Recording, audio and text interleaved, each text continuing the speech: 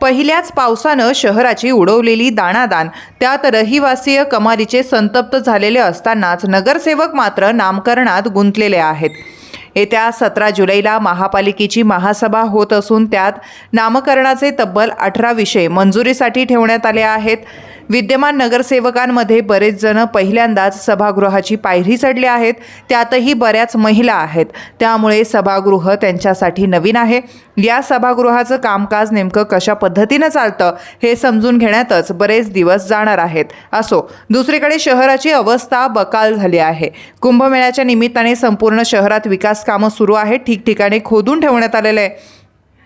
पहिल्याच पावसानं शहराचं हे बकालपण उजेडात आणून दिलं आहे। रस्ते उखडलेले आहेत, खड्ड्यांमध्ये पाणी साचून वाहनं चालवणं कठीण होत आहे, तर या कामांसाठी खोदलेल्या रस्त्यातून माती वर आली आहे। ती पावसात भिजल्याने ठिकठिकाणी चिखल दिसून येतोय। सध्या पावसानं विश्रांती घेतल्यानं थोड्याफार प्रमाणात चिखल सुकला असेल, पण पाऊस आता कुठं सुरू झाला आहे, त्यामुळे चिखल, खड्डे, रस्त्याची दैना वेळोवेळी अशी उघड होताना दिसणार आहेत।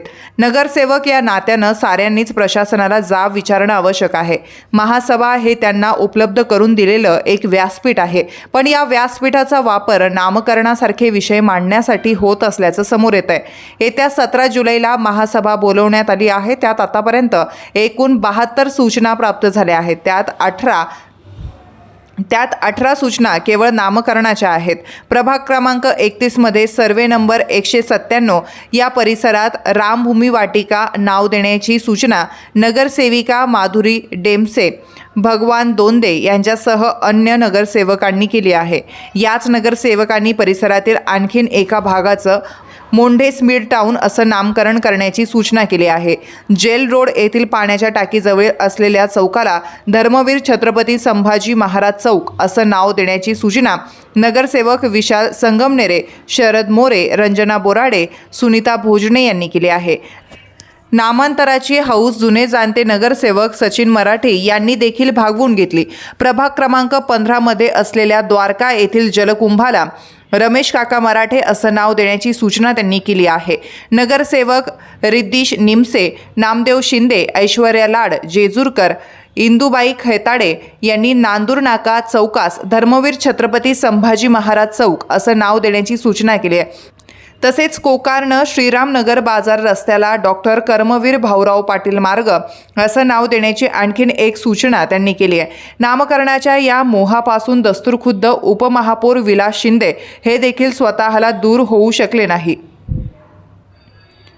गंगापूर गाव भाजी मार्केटला स्वर्गीय मेजर रघुनाथ नामदेव पाटील यांचं नाव दुरुस्ती मागणी त्यांनी केली आहे। गावात असलेल्या सभागृहाचं नाव स्वर्गीय धोंडू मुकुंदा पाटील असं करण्याच्या सूचनाही त्यांनी केल्या आहेत। प्रभाग क्रमांक 8 मधील सातपूर परिसरात असलेल्या गंगापूर राजवाडा येथील दिव्यांग उद्यानाला डॉक्टर बाबासाहेब आंबेडकरांचं नाव देण्याची सूचना करण्यात आली आहे। इथपर्यंतच उपमहापौर शिंदे थांबत नाही। बळवंतनगर येथील जलकुंभाचे मातोश्री स्वर्गीय अनुसया रामदास शिंदे असं नामकरण करण्याची सूचना त्यांनी केली आहे। माजी स्थायी समिती सभापती गणेश गीते यांच्या सौभाग्यवती दीपाली गीते तसेच माजी महापौर रंजना भानसी, रुपाली ननवरे याही नामकरणाच्या स्पर्धेत टिकून आहे। मसरूळ शिवारातील कलानगर लेन नंबर 5 पुढील परिसराला जय श्रीराम चौक असं नाव मागणी त्यांनी केली आहे। दरम्यान नामकरणाची ही यादी लांबलचक आहे। नामकरणाशिवाय शहरात दुसरे विषय शिल्लक राहिले नाहीत का असा प्रश्न सामान्य जनतेला पडला आहे। नगरसेवक जर नामकरणासारख्या कामातच स्वतःला वाहून घेणार असतील तर मुख्य समस्या कुणी उपस्थित करायच्या असा प्रश्न आता निर्माण झाला आहे। रस्ते म्हणू नका, खड्डे म्हणू नका, धीम्या गतीनं सुरू असलेली मोठी कामं म्हणू नका, यामुळे आधी शहर बकाल झालं आहे। त्यात नामकरणासारख्या कामातच नगरसेवक स्वतःला वाहून घेणार असतील तर शहराचा बकालपणा बघायचा कोणी हाही प्रश्न आहे। यासाठी म्हणजे नामकरणासाठी कामं रेटण्यासाठीच आम्ही तुम्हाला सभागृहात धाडलं का असं म्हणायची वेळ ही जनतेवर आली आहे।